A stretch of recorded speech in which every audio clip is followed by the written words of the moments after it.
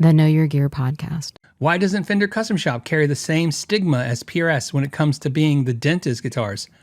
You know, that's a great question, and I actually have a theory on that, and why PRS, and not even Fender Custom Shop, why does PRS have the dentist lawyer stigma, but like Gibson doesn't? And you could argue that PRS's on average costs more than Gibson's, but Gibson's are expensive too.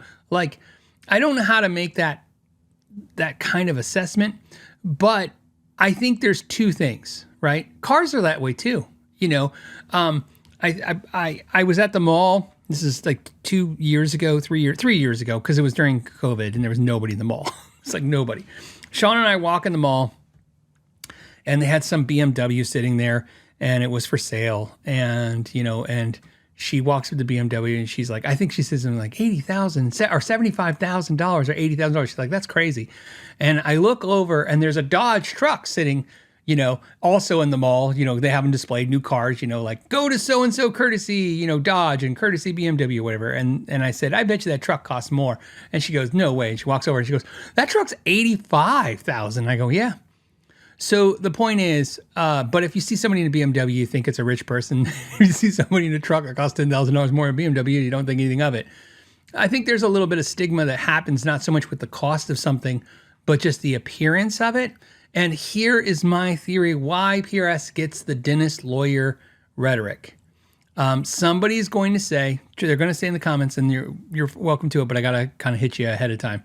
They're going to say, well, it's because real players play Gibson and no real players play PRS. But of course, I don't really agree with that. I think more studio musicians and working musicians play PRS than probably any other brand, next to probably Fender. No, I think it's because PRS guitars look like fancy furniture.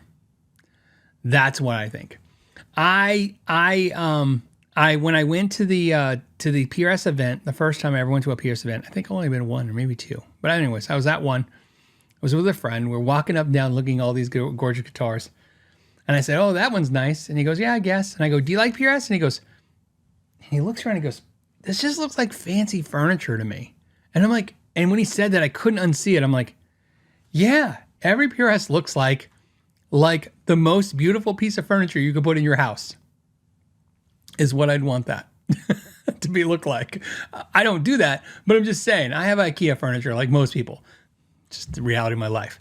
It's like, I feel like I've gone fancy whenever I have furniture that I don't put together, I feel like I'm literally a billionaire. Just so you guys know. I'm like, if Shauna says, hey, I ordered a new desk, I'm like, okay, I got my Allen wrenches. But when you don't put it together, you feel like, I don't know about you guys, I feel fancy. Like when a moving person comes in, drops off the piece of furniture and leaves, and I'm like, is that already put together? Who did that? Back to PRS. I think that's what it is. I think they're furniture. It's not my thing either. Again, looking at just a smorgasbord of guitars behind me.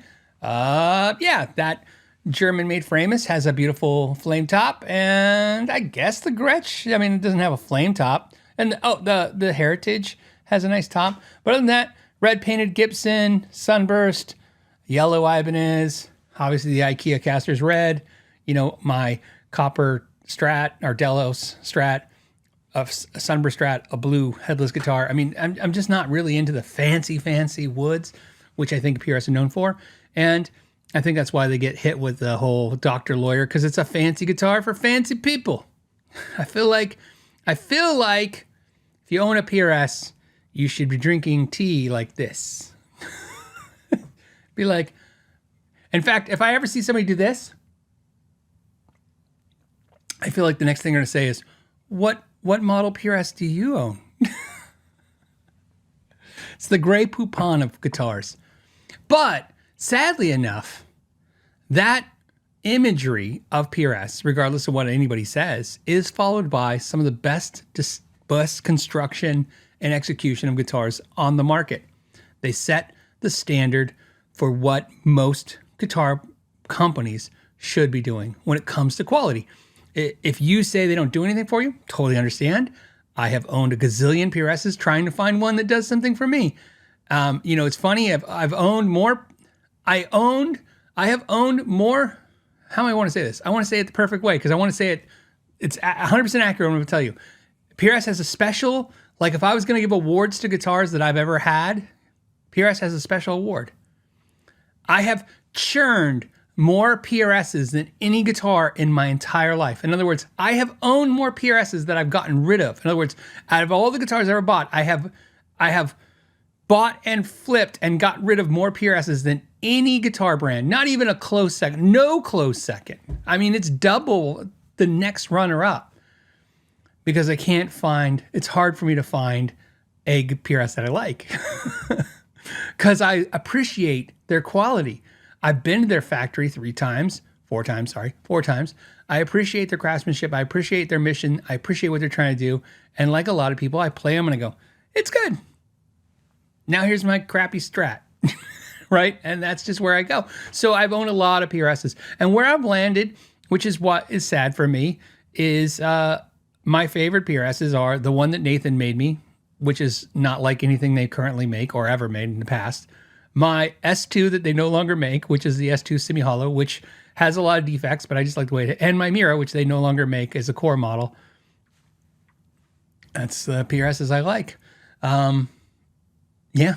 So I always tell, I have said this to the PRS guys every once in a while when I bump into them at like a show or something. I'll say, every PRS I have, you don't make anymore. It's like I'm a curse. In fact, actually, I can beat that. Check this out. I have a PRS S2 semi-hollow single cut. They no longer make it. I have a PRS hollow body 2 single cut. They no longer make that. I have a PRS Mira core guitar. They no longer make that. So it's like if I buy a PRS guitar and it sticks and I like it, they're going to stop making it. So if you guys want any PRS guitars to go away, if you want a strategy, just get me to get one. And as soon as I buy one, they will no longer make it. Something instinct. I don't know what it is. So that's my take on PRS, which is funny because I think that's why people think I like PRS the most, because they're like, you always have another PRS. I'm like, yeah, because I'm always looking for that one. I'm looking for a fancy one that I love. I just never found it. But I like the quality and I like the company and I like the mission of making a great guitar. The Know Your Gear Podcast. The Know Your Gear Podcast is brought to you by Patreon members, channel members, and viewers who like and subscribe. Thank you for making this possible. So if you like this clip and you'd like to watch another one, you can click right here. And if you want to see the entire episode of the podcast, you can click right there. As always, thank you for your time and know your gear.